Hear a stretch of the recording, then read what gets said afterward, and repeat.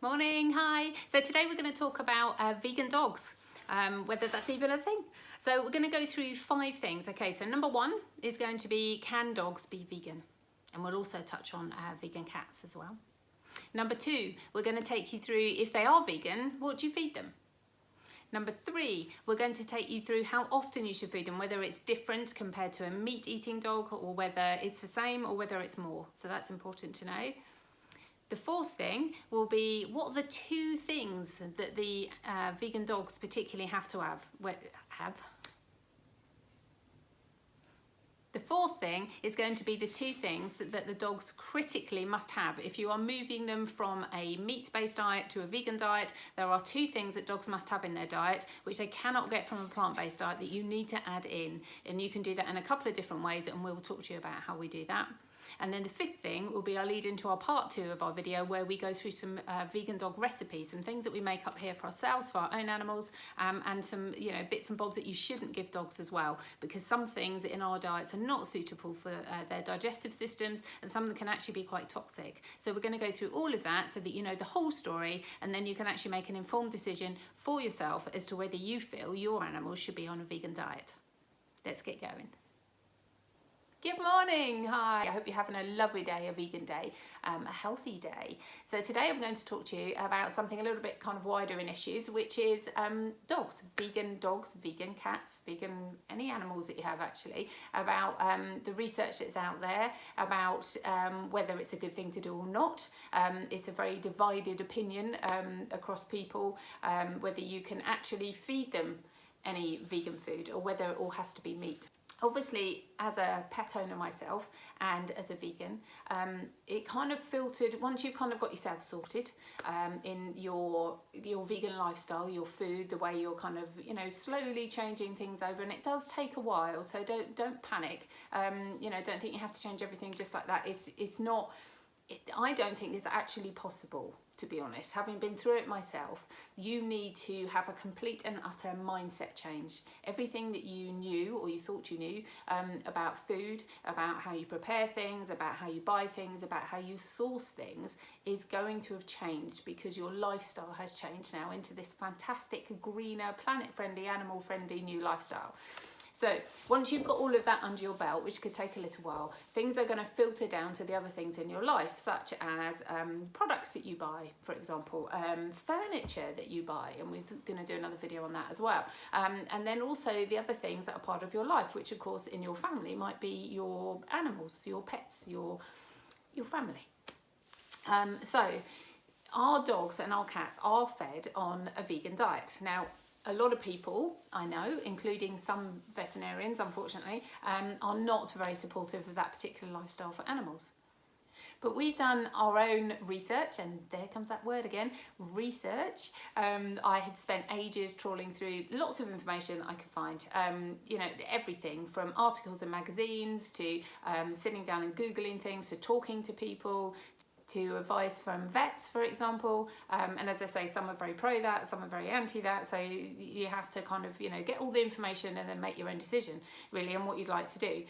But I spent a lot of time doing that, and for us personally, again, I think it was a case of we can't, on the one hand say we're not going to buy meat, we're not going to be part of the world that is not good for those animals. We're not going to cause that suffering in animals for ourselves, and yet we're happy to go and buy a tin of dog food, which basically is exactly the same thing. All these animals are bred for a certain reason. Some animals are actually bred for that. It's not always a byproduct. So again, it's worth looking into these things, getting all the information that you can. And for us, I just couldn't do one thing on one hand and totally another on another hand. So for us, the two had to work together. So we had a look at the different vegan foods that's out there for cats and dogs on the market. Now, there are a few more now than there was a few years ago, but there's still not huge amounts, and it's not something you're probably going to be able to walk into your local pet shop and find. Unfortunately, I haven't found anywhere within quite considerable driving distance of here that stocks a vegan dog food or cat food. And if you go in and ask, you get quite a funny kind of look, actually, yeah, which I can understand will put people off. So the best bet I find is to look online, because you can get it delivered from anywhere in the country. You don't have to be local. Obviously, if you can go and pick it up somewhere local, that's better, because of the old, carbon footprint and all of that, and using your petrol and your fuel and your time actually.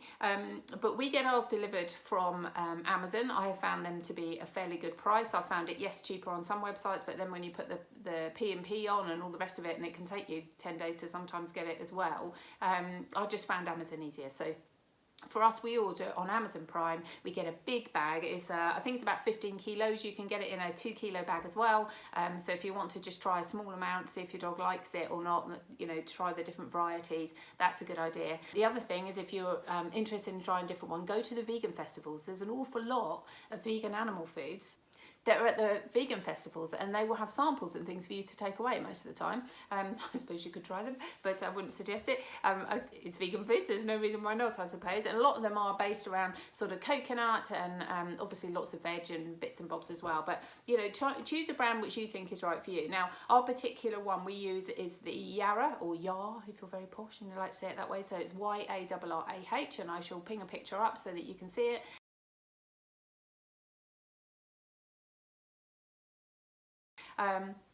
And also there's another one called Benevo, which is another good one as well, and I know it's one of the kind of top sales ranking ones. So we actually got a sample from that from the vegan festival, and we put it down for our cats, and they were just straight on it like it was some catnip or something. I don't know what they put in it, but they absolutely loved it.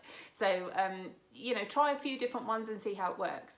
Now, in terms of how we use it, we don't just give them a bowl of those biscuits in the morning, at night, and that's it. We've got two different age of dogs. We've got, you've probably seen them in photos or on Facebook or some of our other videos.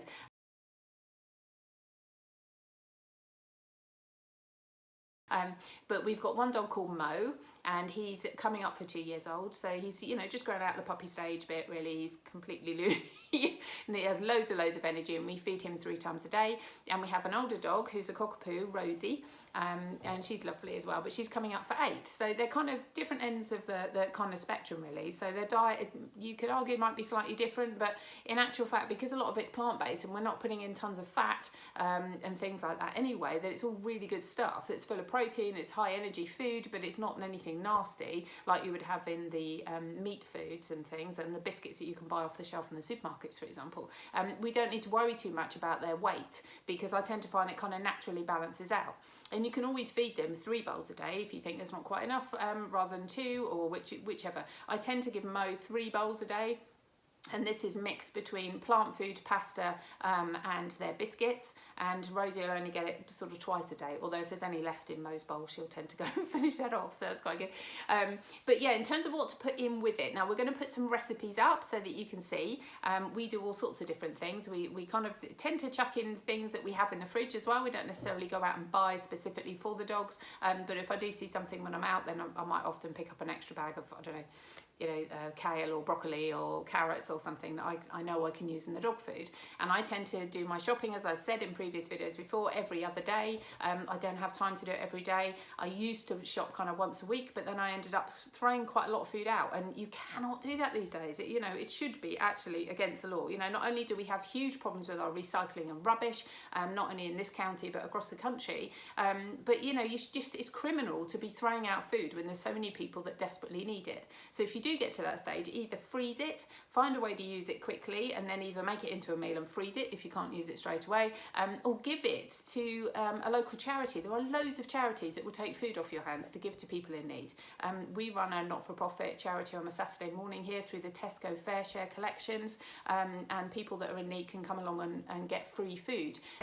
Right, so moving back to the dog food. So what we would do are things like pasta with turmeric and coconut oil, maybe some oats, as we put in veg, so it'll be like broccoli or frozen peas out the freezer, some chopped up carrots. So some of the food will be cooked, some of it might not be cooked to the state that we would eat it, so it's nice and soft pasta, for example. I might do it like an al dente type thing, so that they've got a bit of texture in there, so that they've got something, you know, to use their teeth for. So it's, you know, to mix it up a little bit basically, and do whichever your dog likes, and you'll find over time what they like and what they don't like, and what you can put in and what you can't. I make make up a big tub that will last me a few days, and then just kind of dish it out with that and mix it in with their biscuits sometimes as well. Obviously, if I'm in complete and utter rush in the morning, which has been noon, I would just give them a bowl of the biscuits, and then when I come back at lunch, then they can have the other stuff as well. So, you know, mix it up. Rice is another good thing, butternut squash, you know, literally there are loads of things they can eat. There is, however, a short list of things that they can't. So please check before you start feeding your dog your foods, the things they can't have, because some of it is toxic to dogs, or just basically is not good for their digestion. Now, their digestive system is quite similar to ours, which is why they're able to be on a plant-based diet. They're not carnivores, they are omnivores, which is why there's quite a lot of research out there now and information, if you want to go and look it up, about why they can quite happily live on a vegan diet. Now, when it comes to cats, and we have cats as well, there isn't so much research out there, I will admit. It is coming, but I think the general thoughts around this, and I could be wrong, and if you know differently, please tell me, because I'd like to know all the up-to-date information if I'm missing something. But my understanding is that their digestive system is actually quite different to a dog's. It's quite different to ours, and that their meat need is different to a dog's. So whether that's because they're, you know, a cat, like lions and things like that, I don't know. But all I do know is that there isn't significant research out there to give you a kind of 100% answer. Yes, they're going to be perfectly fine on this, or no, actually they need a mixture of both, or absolutely not, they've just got to be fed on meat. So for us, I'd like to see more research on it. And again, if you know, please let me know, put a message in the comments and I can look through further, and then I can do another video on that.